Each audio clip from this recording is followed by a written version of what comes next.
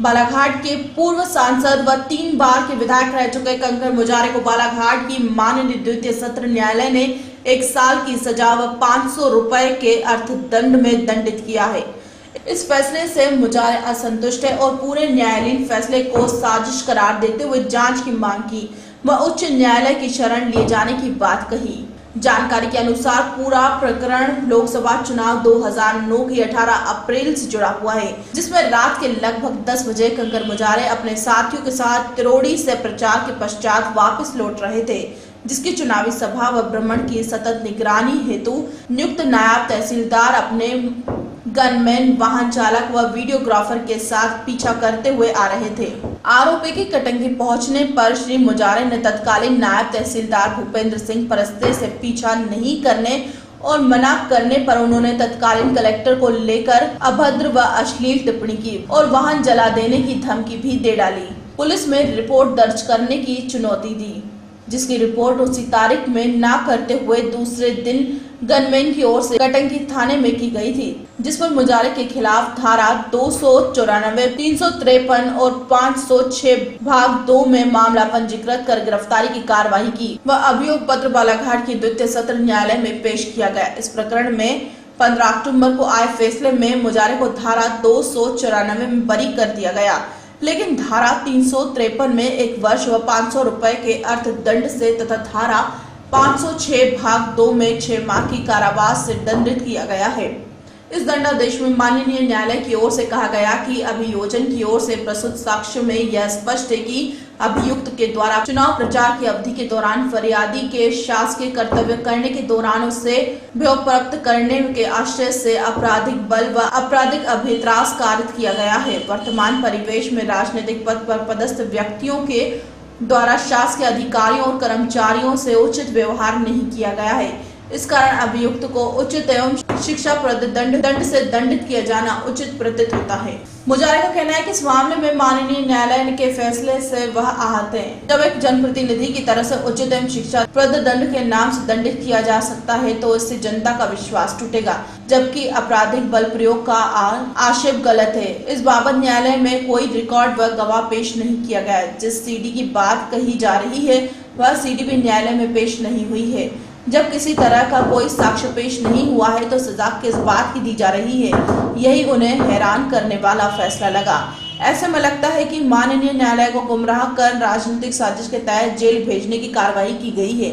मुजारे ने इसके लिए कृषि मंत्री व शिवराज सिंह सरकार को दोष देते हुए कहा कि ये राजनीतिक विरोधियों का दमन करने के लिए इस तरह के कृत्य कर रही है, इसलिए इस फैसले के खिलाफ उच्च न्यायालय का दरवाजा खटखटाया जाएगा, जिसमें माननीय द्वितीय सत्र न्यायालय व प्रथम सत्र न्यायालय में हुए इस प्रकरण की सुनवाई की विस्तृत जांच करने व जेल भेजे जाने के मामले की जांच की भी मांग की जाएगी। जेल भेजे जाने को साजिश बताते हुए कहा कि इस दौरान जेल में उनके साथ किसी तरह की अप्रिय स्थिति बन सकती है। वह इस बाबत माननीय न्यायालय में आवेदन भी पेश किया है। एक हम पे का मुकदमा चल रहा था 2008 का लोकसभा चुनाव के दरमियान, जो एक फर्जी केस हम पे बनाया था कलेक्टर के ऑफिस में बैठ करके, और दूसरे दिन रिपोर्ट लिखाई गई।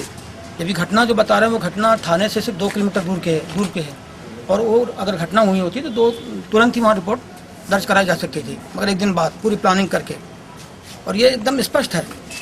उस पर हमको सजा दी गई है दुर्भावना के साथ में। रिकॉर्ड के अनुसार कोई बात नहीं हुई है, गवाह को सुना नहीं गया है और कानून के हिसाब से कोई इसमें फैसला नहीं किया है और हमारे साथ अन्याय हुआ है। और जैसे कि डीजे साहब को डीजे के कोर्ट में कि हमारे साथ ये दुर्भावना से काम कर रहे हैं, हमको यहाँ से न्याय नहीं मिलेगा, लिहाजा हमारा मामला यहाँ से हटाया जाए दूसरी कोर्ट में। उस पर भी गंभीरता से विचार नहीं किया और हमने जो आशंका व्यक्त की थी वो हुआ कि कल हमको सजा दे दी गई। जो जब मजिस्ट्रेट कोर्ट का था, राकेश कुमार सिंह की कोर्ट में था, जो फैसला था उसी फैसला को यथावत रख दिया। तो इससे साफ होता है कि शिवराज सिंह सरकार और यहाँ के मंत्री गौरीशंकर बिसेन ये राजनीतिक प्रतिशोध से अपने विरोधियों को किसी भी तरह से कुचलना चाह रहे हैं। ये एकदम साफ होता है, जो कि बहुत ही ओछी है और बहुत ही लोकतंत्र के लिए खतरनाक है और अदालतों तक की प्रभावित कर रहे हैं, न्यायपालिका को प्रभावित कर रहे हैं। तो लोगों को फिर न्याय कहाँ से मिलेगा? उससे जनता का विश्वास हटेगा, कोर्ट से उठ जाएगा विश्वास, कोई विश्वास नहीं करेगा। अब एक न्यायपालिका ही बची हुई कि जहाँ लोगों को लगता है कि यहाँ से हमको कोई न्याय मिलेगा, और उसमें भी अगर ये हो रहा सब तो फिर लोग जाएंगे कहाँ? तो इससे एकदम से अराजकता फैल जाएगी। ये बहुत गंभीर मामला लोकतंत्र के लिए। इसकी शिकायत हम करेंगे सुप्रीम कोर्ट में। आर्टिकल 32 के अंतर्गत एक रिट लगाएंगे और हाई कोर्ट भी जाएंगे, वहाँ रिवीजन करेंगे, वहाँ अपील करेंगे। और दूसरा हम ये मांग करेंगे कि ये पूरा GMFC से लेके एडीजी सेशन कोर्ट तक के मतलब छोड़ के अदालत तक के मामले को पूरी छानबीन की जाए, उच्च स्तरीय इसकी जांच कराई जाए पूरी। तो ये ऐसे में तो कोई भी राजनीतिक व्यक्ति होगा जो थोड़ा भी अपना पब्लिक के लड़ रहा है, कर रहा है, सत्ता पक्ष के लोग उसको कुचल डालेंगे, तो कौन राजनीति करने आएगा? अब उसमें लिखा है कि शिक्षाप्रद, इसलिए हम इसको सजा दे रहे हैं, यानी कानून के हिसाब से सजा नहीं दे रहा। वो आपने देखा उसमें क्या लिखा, शिक्षाप्रद। तो कानून का मतलब क्या निकल गया? अब लॉ के खिलाफ कैसे बात कर सकते हो आप? ये मामला ये लिखा हुआ साथ आप शिक्षाप्रद हम दे रहे हैं, तो लॉ कहाँ रहा फिर? संविधान ये हालत यहाँ पे। तो ये बहुत ही गंभीर मामला है और इससे कोई हम डरने वाले नहीं हैं। और अभी हमको लगता है कि जेल में हम जो जा रहे हैं तो जेल में भी हमारे साथ गौरीशंकर बिसेन और शिवराज सिंह सरकार कोई साजिश कर सकती है। वहाँ की एक हम पे साजिश करके झूठा प्रकरण बनाया गया है, इसमें हमारे पीछे पुलिस लगा थी, अधिकारी लगा दी थी और चुनाव प्रचार भी ठीक से करने नहीं दे रहे। कटंगी थाने से थोड़े से दूर जाकर 2 किलोमीटर पे हमारी गाड़ी रुकी, तहसीलदार भी गाड़ी रुक गई उनकी भी। वहाँ पे इतनी बार बात हुई कि आप हमारे पीछे क्यों चल रहे हैं, ड्यूटी का टाइम ख़त्म हो गया, 10 बज गया। 10 बजे के बाद कोई चुनाव प्रचार होता नहीं है। बच्चे तो वहाँ से ख़त्म हुई, सब निकल गए। उन्होंने एक कलेक्ट्रेट में आके दूसरे दिन, जब कटंगी थाना पास में है, 10 बजे घटना बता रहे हैं तो उसी समय हमारी रिपोर्ट कर सकते थे थाने पर, लेकिन दूसरे दिन जाके कलेक्टर के यहाँ प्लानिंग वालानिंग करके फिर जाके उन्होंने रिपोर्ट की। और ये इस्टेब्लिश है, मतलब ये पूरा प्रमाण से ये बात, ये कोई हमारी बताई हुई बात नहीं है। तो उसमें हम पे लगा। बालाघाट से मुकेश भट्ट की रिपोर्ट।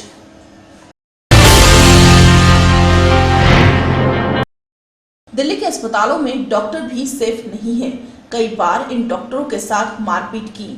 दूसरे डॉक्टर बीच में नहीं आते तो ड्यूटी पर मौजूद डॉक्टरों को आ सकती थी काफी चोट। दरअसल नरेला के सत्यवादी राजा हरिश्चंद्र हॉस्पिटल में सिर में चोट का मरीज आया। अस्पताल प्रशासन का कहना है कि जब मरीज की MLC की पर्ची बनाने लगे तो उसके तीमरदार ने मना किया और बिना MLC के इलाज को बोला और डॉक्टर पर मारपीट शुरू कर दी। डॉक्टर्स पर कुर्सियां तक फेंकी गई। डॉक्टर्स का आरोप है कि घायल मरीज शराब के नशे में था। बाद में डॉक्टर्स और अस्पताल के कर्मचारी हड़ताल पर चले गए। डॉक्टर्स ने तुरंत पुलिस को कॉल किया और अस्पताल के MS का कहना है कि पुलिस ने आरोपियों के घर पर भी छापेमारी की, पर आरोपी फरार है। और अस्पताल के MS का कहना है कि हड़ताल नहीं है, सब काम जारी है, पर मरीज परेशान है। साफ कहना है कि सभी हड़ताल पर हैं। फिलहाल तक आरोपी फरार है और इस तरह की घटनाएं अस्पतालों में डॉक्टर्स की सेफ्टी पर सवाल खड़े करती है।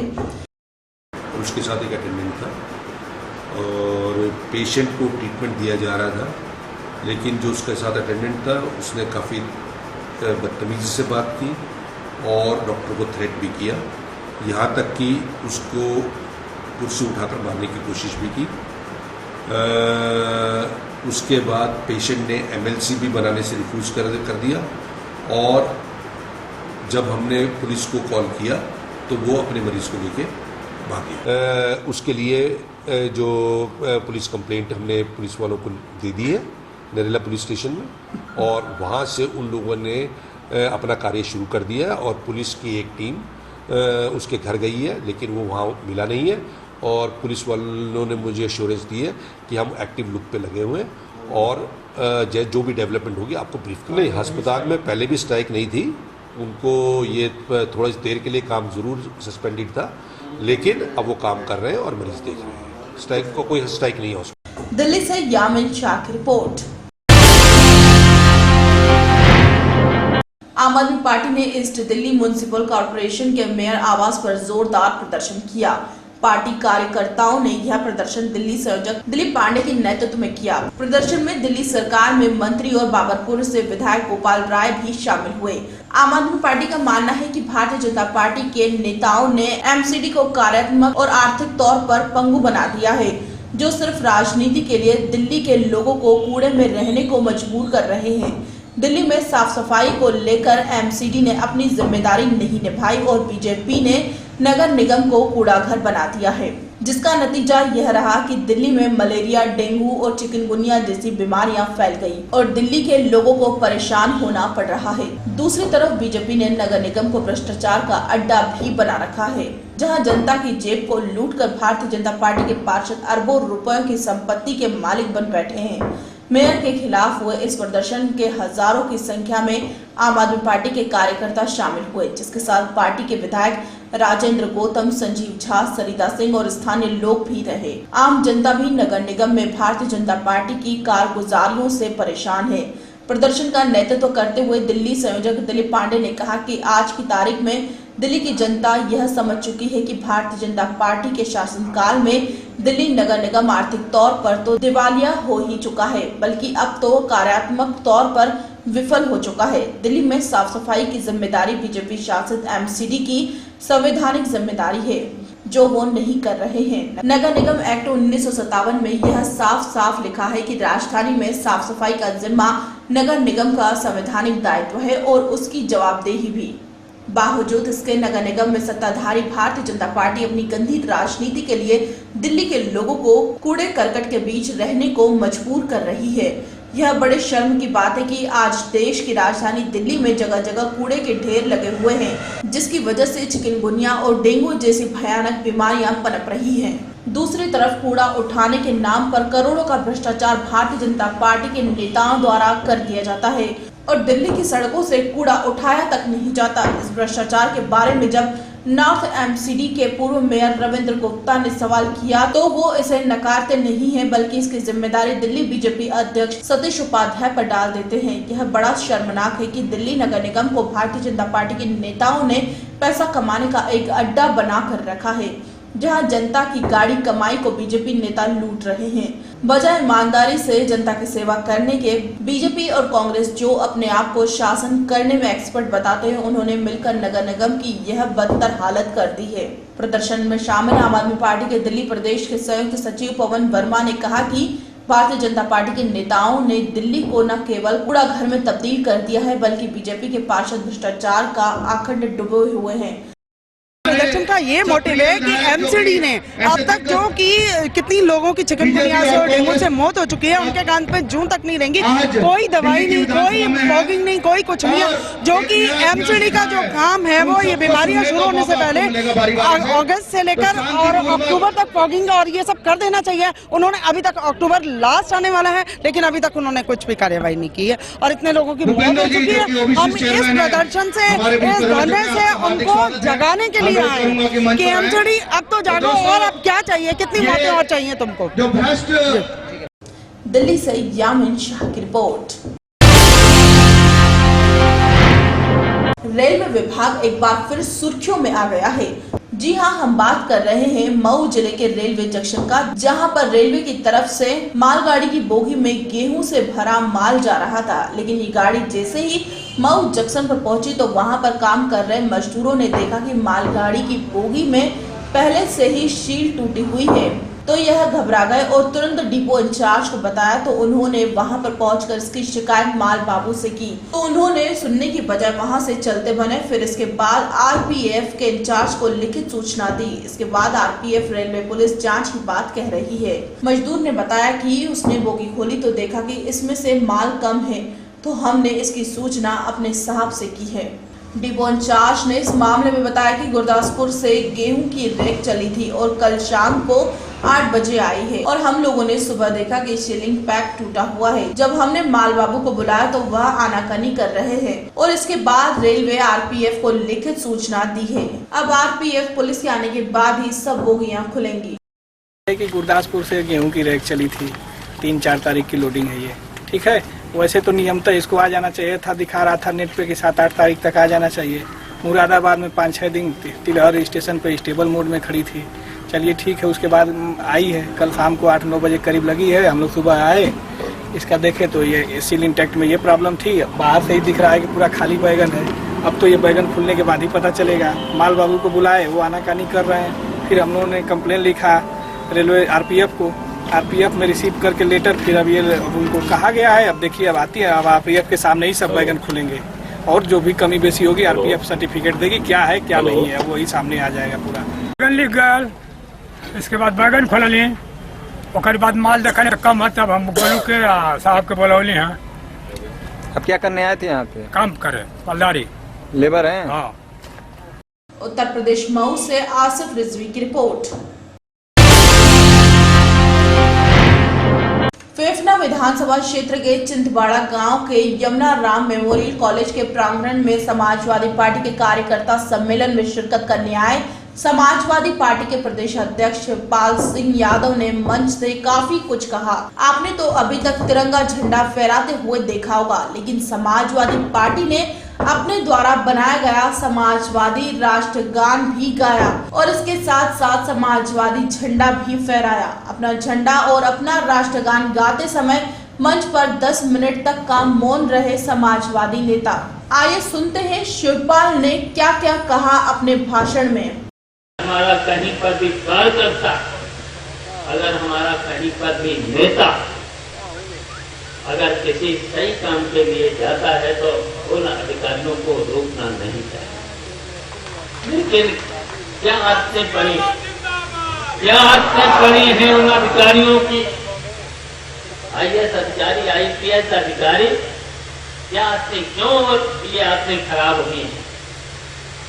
जबकि इन अधिकारियों को कितनी सुविधाएं मिलती हैं, गाड़ी से लेकर, बंगला से लेकर के, पेट्रोल से लेकर के, और यहाँ तक कि कमीशन भी लेते हैं,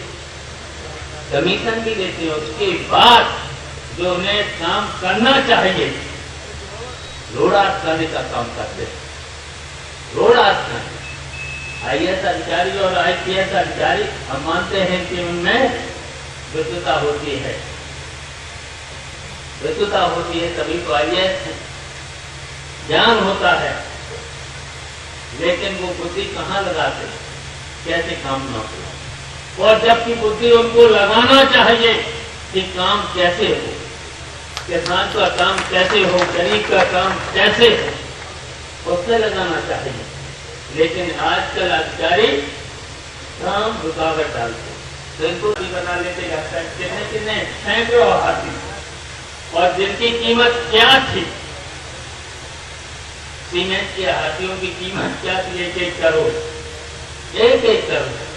उस समय हाथी अगर जिंदा हाथी खरीद लेते तो फायदा आ जाता 10,000, 20,000, और सीमेंट का हाथी 1-1 करोड़। बेईमानी, भ्रष्टाचार, पत्थर, केवल पत्थर, पत्थरों में क्यों पत्थर लगे? कमीशन खोरी हो रही। इसलिए मैंने कहा कि ये आप लोग लड़े थे, बेईमानों से लड़े थे, भ्रष्टाचारियों से लड़े थे, जुर्म करने वालों से लड़े थे। देखिए, जब स्पष्ट बहुमत आ जाएगा, सबसे पहले अखिलेश यादव का नाम प्रस्तुत मैं कर दूंगा। बलिया से संजीव कुमार की रिपोर्ट।